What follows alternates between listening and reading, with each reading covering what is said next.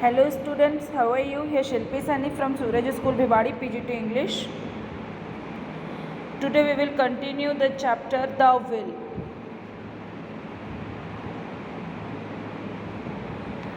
Okay, be attentive, listen carefully.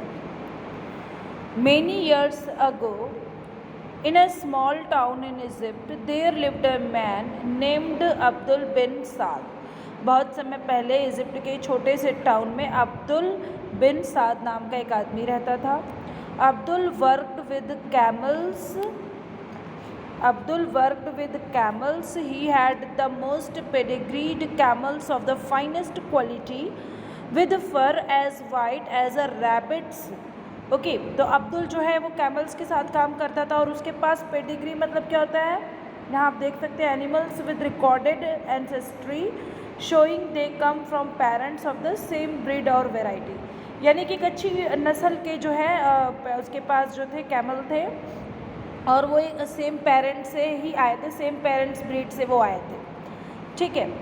Abdullah loved his camels like his own children. और वो अपने camels को अपने खुद के बच्चों की तरह केयर करता था.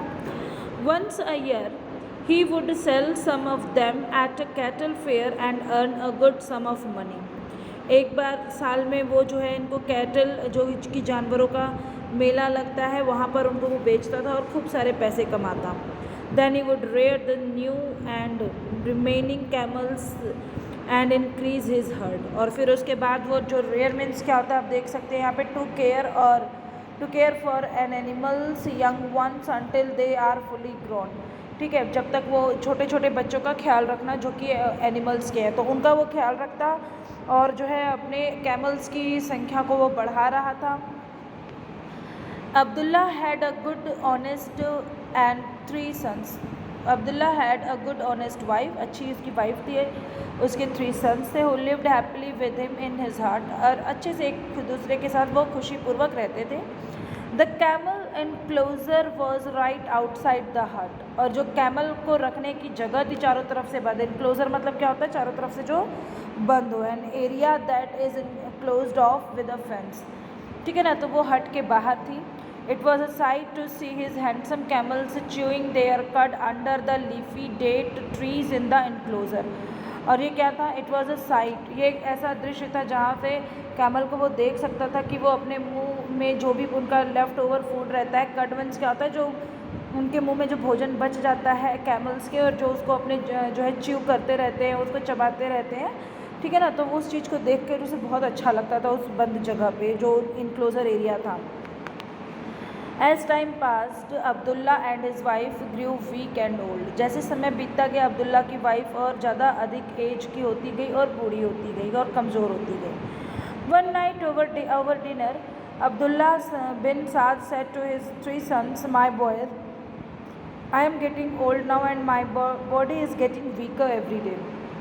एक दिन खाना खाते समय वो अपने बच्चों से कहता है कि मैं जो हूँ काफ़ी कमज़ोर हो गया हूँ और मेरी बॉडी भी काफ़ी वीक हो गई है.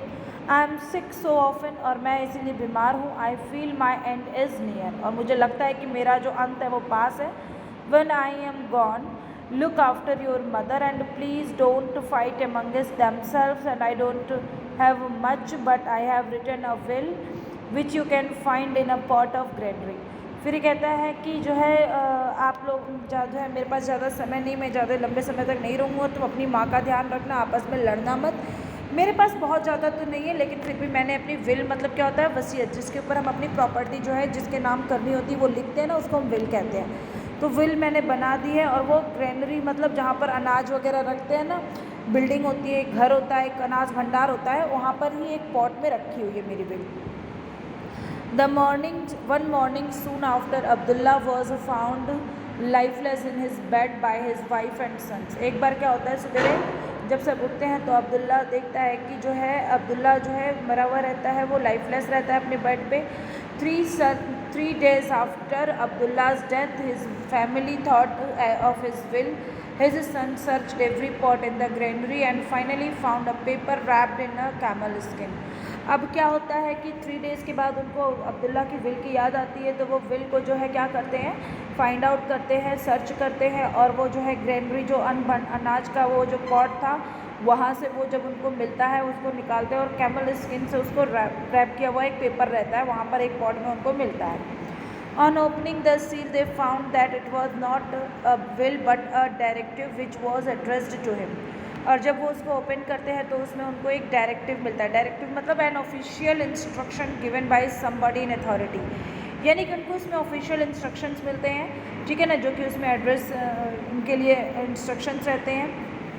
उसमें लिखा रहता है, my children I ask that the 3 of you look after your mother.